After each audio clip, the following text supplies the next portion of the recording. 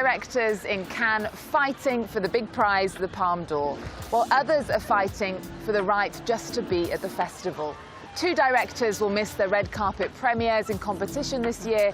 Russia's Kirill Serebrennikov is under house arrest, and Iran's Jafar Panahi is banned from making films and from leaving his home country.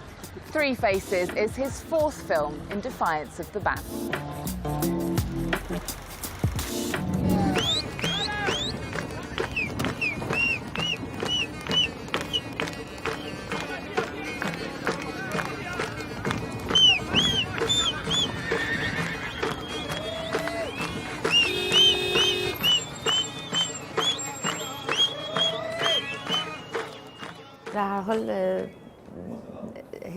He wasn't here, it's true.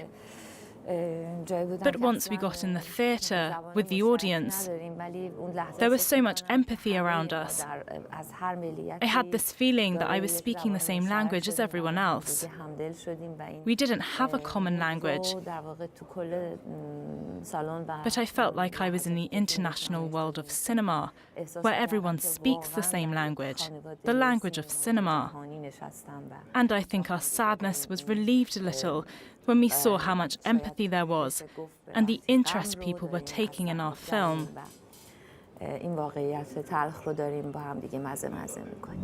آقای پناهی تو رو خدا ببخشید. اصلا من اشتباه کردم گفتم قسم بخورین. تو رو خدا ببخشید دیگه. مگه من چی گفتم؟ آقای پناهی حرف بدی نزدم که. تو رو خدا آقای پناهی.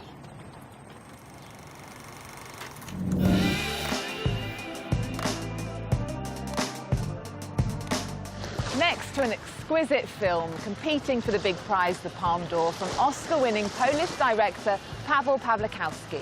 Cold War is inspired by the stormy love story of the director's own parents. Earlier in the festival, I went to meet him.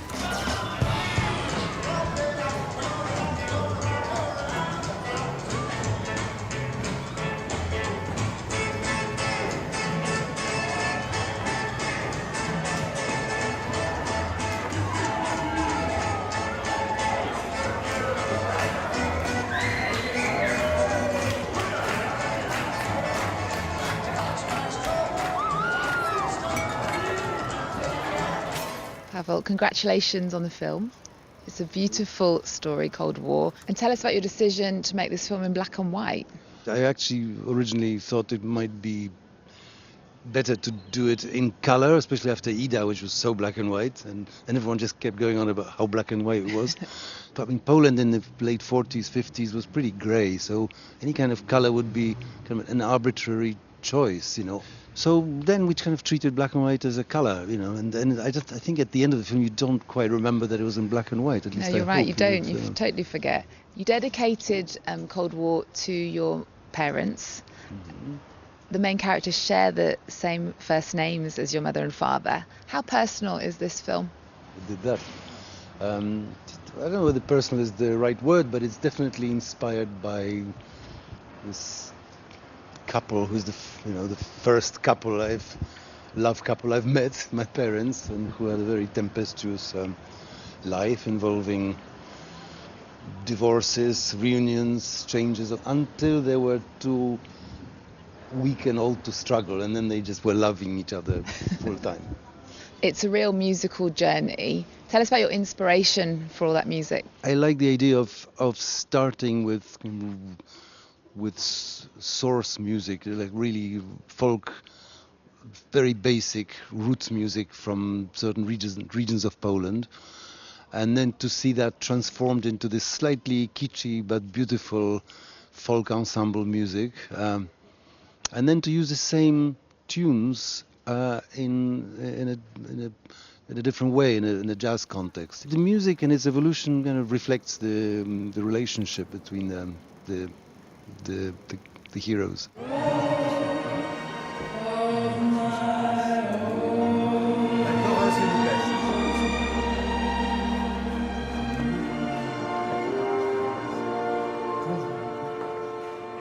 One, two, 3 o'clock, 4 o'clock, rock.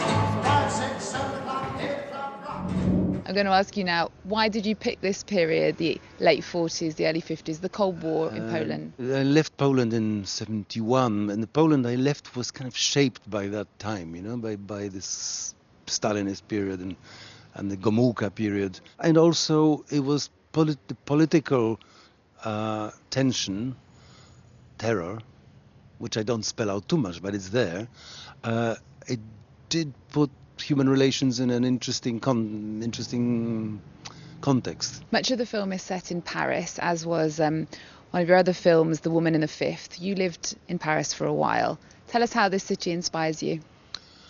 I'd say it does the opposite. You know, I feel kind of suffocated in Paris, and I chose Paris as the place of exile, which is really because it's a kind of good place to break up a relationship. Well, you didn't stay in Paris. You've ended up back in Poland. And something happened to your filmmaking when you went back to Poland. You made Ida, which won an Oscar.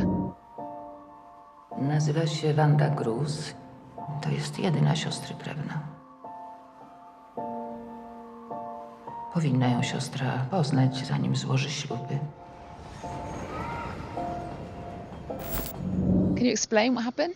I went to Poland to make a film mainly, you know, because I thought, okay, after my Paris experience with The Woman in the Fifth, which was it's an interesting film and I love it, but it doesn't quite work. So it's a kind of hybrid, cultural hybrid and generic hybrid. Poland was a kind of return to myself in a way, you know, to stuff from the past. And also Poland just gives me a lot of good story ideas, you know, some personal, some not personal. It's a very interesting country with very rich texture and a lot of baggage. So where do you keep your Oscar? Oh God, on some shelf, on a shelf with other bits of clutter. There's been a great reaction to Cold War here. Do you think maybe you might be going home with the Palme d'Or? How do you feel about that? It would be very nice, but but I have no great expectations. There's very good films here as well. I won't be upset. Yeah. Thank you. Thank you.